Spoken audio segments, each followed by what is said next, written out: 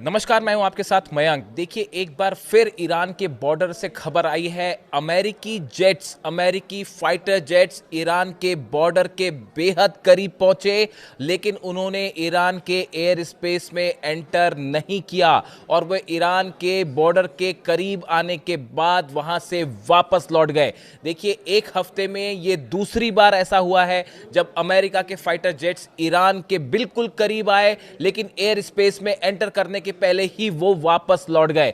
देखिए, करीब 5-6 दिन पहले की खबर है जिसमें ये कहा गया कि डोनाल्ड ट्रंप ने ये आदेश दे दिया था। मैंने भी ये वीडियो बनाया था। देखिए, 4-5 दिन पहले की खबर है जिस तरह से बातें बाहर आई कि अमेरिकी फाइटर जेट्स ईरान पर हमला करने के लिए आगे बढ़ चुके थे, लेकिन एंड टाइम पर जो है डोनाल्ड ट्रंप ने मिशन को कैंसिल कर दिया और फाइटर जेट्स वापस लौट गए। ये करीब 4 से 5 दिन पहले की खबर है। अब एक बार फिर ऐसी खबर आई है, यानी हफ्ते में दूसरी बार ऐसा हुआ है कि अमेरिका के फाइटर जेट्स ईरान के बॉर्डर के बेहद करीब पहुंचे लेकिन वापस लौट गए। लेकिन इस बार कुछ ऐसा हुआ जो बेहद ही रोचक है और कई सोर्सेस ने यह खबर छाप भी रखी है।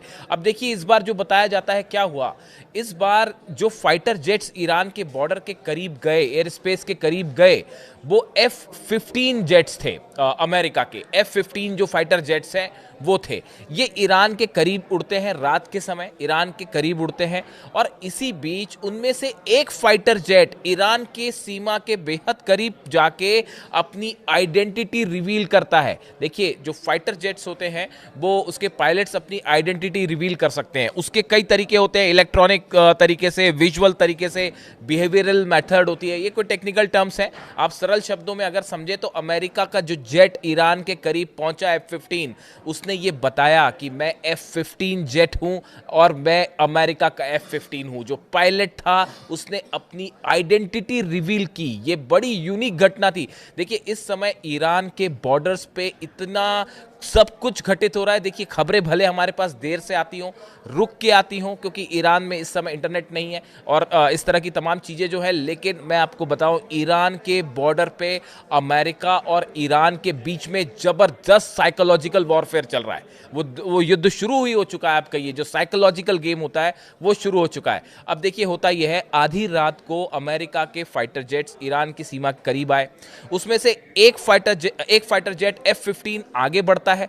उसका पायलट अपनी आइडेंटिफिकेशन रिवील करता है, यानी उसने IRGC को, ईरान की सेना को यह बताया कि मैं अमेरिका का F-15 फाइटर जेट हूं और F-15 हूं। यह भी उसने क्लियर किया। उसके बाद लेकिन वो एंटर नहीं करता है और वहां से वापस लौट जाता है। अब ये बेहद दिलचस्प घटना है कि ऐसा आखिर F-15 जेट ने ऐसा क्यों किया। उसके पायलट ने क्या मकसद था आखिर। बार बार एक हफ्ते में 5 दिन के अंदर ये दूसरा मौका है जब ईरान के एयर स्पेस के बेहद करीब अमेरिकन फाइटर जेट्स होने की खबरें मिली हैं। इसकी क्या वजह है? जब हमला नहीं किया गया तो अमेरिकी जेट्स बार बार करीब क्यों जा रहे हैं? आप खुद सोचिए कि ऐसा आखिर क्यों है। कभी ऐसा हुआ कि अमेरिका ने किसी मिशन पर भेजा हो अपने फाइटर जेट्स को, रास्ते से बुला लिया हो, या किसी दुश्मन जेट देश के करीब जो है वो बिल्कुल ईरान जैसे देश के करीब जाने का मतलब क्या हो सकता है? लेकिन वो हमला नहीं किए, वापस लौट गए। इस बारे में मैंने कई सारे एक्सपर्ट्स से बात की कि आखिर ऐसा क्यों हो रहा है, क्यों इस बार, खासकर दूसरी बार। चलिए, पहली बार हमने मान लिया कि ट्रंप ने आदेश दे दिया था और हमला होने वाला था, लेकिन बीच में से मिशन को रोक दिया गया और जेट्स F-35 जेट्स वापस लौट गए। मान ली इस बात को। लेकिन दूसरी बार ऐसा क्यों हुआ? और दूसरा जो फाइटर जेट है F-15, उसने अपनी आइडेंटिफिकेशन क्यों रिवील की? मैंने कई सारे एक्सपर्ट्स से बात की। कई लोगों का ये कहना है, कई एक्सपर्ट्स का ये मानना है कि अमेरिका के फाइटर जेट्स, अमेरिकन एयरफोर्स ये पता करना चाहती है क्या वाकई ईरान के पास S-400 सिस्टम डिप्लॉय हो चुका है या नहीं। क्या वाकई ईरान को चाइना ने अपना डिफेंस सिस्टम दे दिया है या नहीं। ये पहला ऑप्शन। देखिए, पहले 3 हम आपको कारण बताएंगे कि ऐसा क्यों हो रहा है कि अमेरिकी जेट्स बार बार ईरान के सीमा के करीब जा रहे हैं। पहली वजह जो मैं आपको बता रहा हूं, देखिए, बड़े सारे एक्सपर्ट का ये मानना है, जैसी खबरें आई अभी कि अमेरिका ने, रूस ने जो है अपना S-400 सिस्टम जो है वो ईरान को दे दिया है और ईरान ने अपनी सीमा पर S-400 तैनात भी कर दिया है।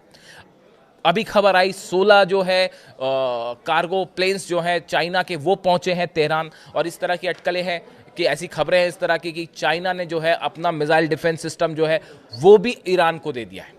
अब क्या ये सिस्टम्स वाकई पहुंच गए हैं और तैनात हो गए हैं? ये बड़ा खतरा लगता है अमेरिकन एयरफोर्स को, अमेरिकी जेट को। वो इस बात को जानना चाहते हैं, ये शायद इस बात का आकलन करना चाह रहे थे, या ये कोशिश थी उनकी एक प्रकार से ईरान को उकसाने की कि उनका फाइटर जेट करीब आए और क्या ईरान अपनी S-400 मिसाइल फायर करेगा। ये परखने के लिए शायद अमेरिका के F-15 जेट, एक पर्टिकुलर F-15 जेट जो है वो एयर स्पेस के बेहद करीब गया और उसने अपनी आइडेंटिटी जो है वो रिवील करी। शायद अमेरिकन फोर्सेस ये चाहती थी कि ईरान अगर अपनी सुरक्षा के लिए क्या S-400 की तरफ से कोई मिसाइल फायर करता है या नहीं करता है। लेकिन देखिए, ईरान भी इस बात को लेकर बड़े ही नपीतुले और स्ट्रैटेजिक तरीके से जो है वो मूव कर रहा है। किन किन जगहों पर S-400 सिस्टम तैनात किए गए हैं कोई नहीं जानता, कहाँ पे क्या डिप्लॉयमेंट है, कहाँ पे कौन सी मिसाइल्स हैं, कौन सी एंटी एयरक्राफ्ट मिसाइल्स लगाई गई हैं, एयर डिफेंस सिस्टम कहाँ पर है, कहाँ पे बैलिस्टिक मिसाइल्स हैं। ये सब वो चीज़ें हैं जिसको लेकर एक बड़ा ही खुफिया तरीके से ईरान ने मिशन चलाया हुआ है। पिछली बार देखिए करीब 500 से ज़्यादा बताया जाता है कि मिसाइल लॉन्च पैड्स ऐसे थे जिस पर इजराइल ने हमला किया था ईरान के अलग अलग मिसाइल लॉन्च पैड्स पे। वो 500 लॉन्च पैड नए तैयार किए गए हैं और इतना ही नहीं, उनको नई जगहों पर मूव किया गया है ताकि मोसाद और CIA उनकी लोकेशन ना पता कर पाएं, ताकि हमला करना मुश्किल हो जाए। शायद इसका अंदाज लगाने के लिए ही अमेरिकन जो जेट हैं वो बार बार ईरान के बॉर्डर के आसपास मंडरा रहे हैं। शायद उकसाने की एक कार्रवाई भी हो सकती है और ये पता लगाने की कोशिश कि अब वाकई ईरान के पास गलती से भी ईरान को एक S-400 फायर कर दे, और एक मिसाइल फायर करना मतलब ये आपको पता चल जाएगा कि ईरान के पास S-400 सिस्टम है या नहीं, या चाइनीज़ जो है वो मिसाइल डिफेंस सिस्टम है या नहीं। अगर एक भी मिसाइल ईरान ने फायर की, इसका मतलब ये कंफर्मेशन आ जाएगा कि हाँ वो सिस्टम पहुंच गया है। उसके बाद अगर ऐसा है तो फिर अमेरिकन हमले की रणनीति पूरी तरह से बदल जाएगी। तो देखिए, पहली वजह मैंने आपको बताई। दूसरी वजह आप देखिए, जो बड़ी वजह है, अगर मान लीजिए ईरान के पास S-400 है और चाइनीज़ डिफेंस सिस्टम भी दे दिया है चाइना ने, जितने सारे कार्गो पहुंचे उसके बाद, अगर एक भी प्लेन अमेरिका का F-35 जेट या F-16 जेट, एक भी प्लेन अगर ईरान ने गिरा दिया S-400, तो ये अमेरिका की बड़ी ज़बरदस्त बेइज्जती हो जाएगी इंटरनेशनल, खास तौर पर जो आर्म्स ग्रुप होता है उसमें और एविएशन सेक्टर में। देखिए, अगर अमेरिका का जो F-35 जेट है, पिछली बार देखिए जो हमले हुए, हालांकि B-2 बॉम्बर्स से थे, लेकिन इजराइल भी जो है वो F-35 का इस्तेमाल कर रहा है। तो जो जेट्स पिछली बार इजराइल हमला कर रहा था, ईरान के पास एयर डिफेंस सिस्टम नहीं था।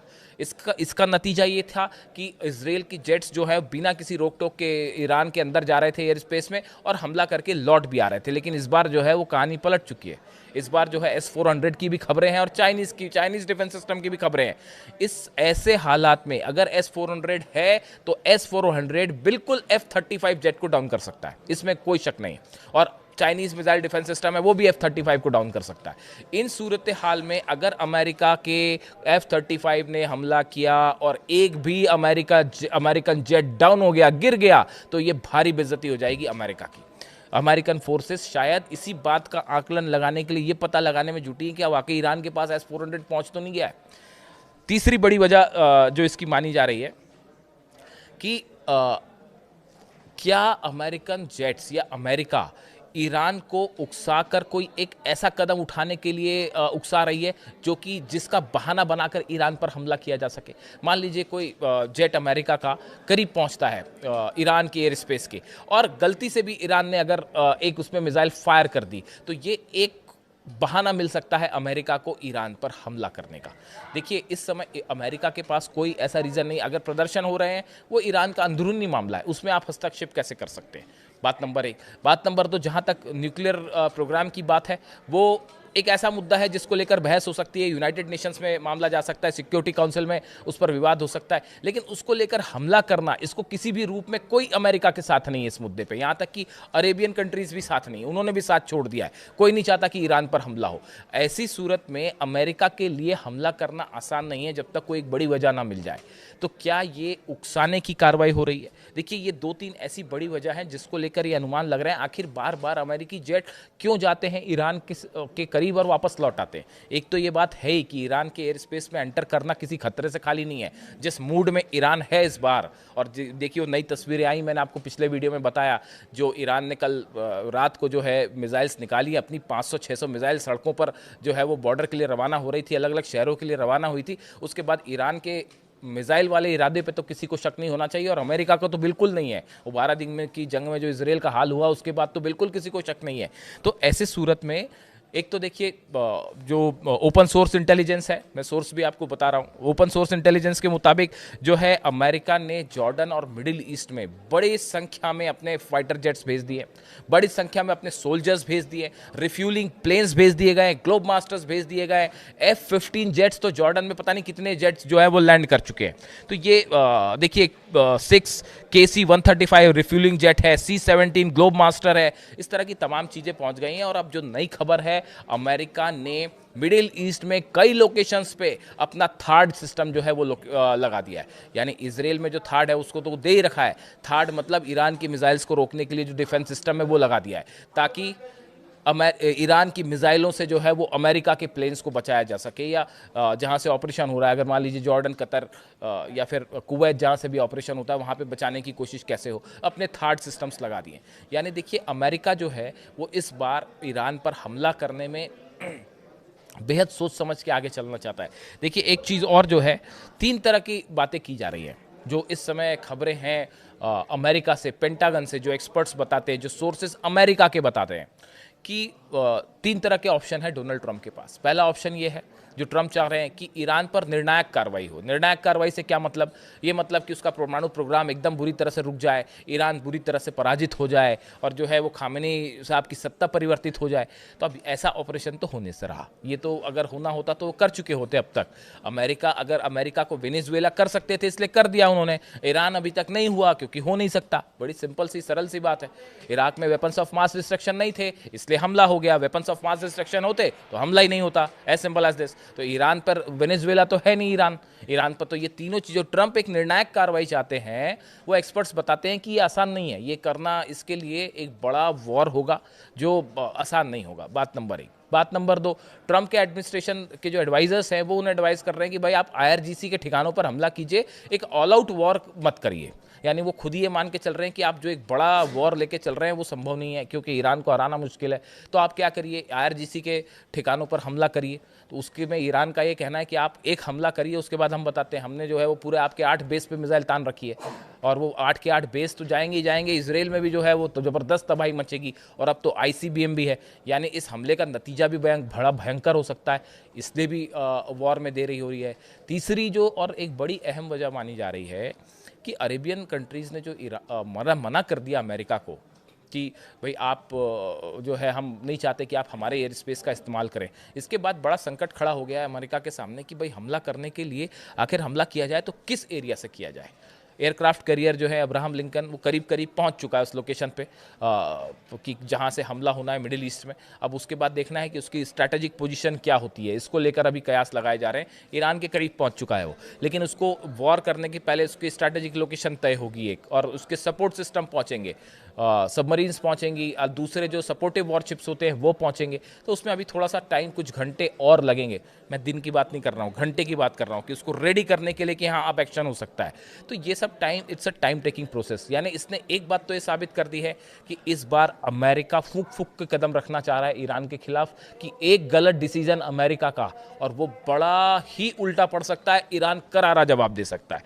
इस बीच में ये जो घटनाएं हो रही हैं रोज कि अमेरिका के फाइटर जेट करीब जाते हैं ईरान के और वापस लौट आते हैं, एक तो मिसाइलों का खौफ है ईरान की, और दूसरी तरफ ये भी पता नहीं है कि S-400 है या नहीं। S-400 तो पता चला फाइटर जेट्स ही डाउन हो जाए तो ये एक बड़ी भारी बेइज्जती हो जाएगी। इस सूरत हाल में जो एक्सपर्ट्स बताते हैं कि इस तरह की जो घटनाएं हो रही हैं, बार बार करीब जाना और वापस लौट आना, ये शायद एक साइकोलॉजिकल वॉरफेयर है जिसमें ईरान अमेरिका पर भारी पड़ता दिखाई दे रहा है।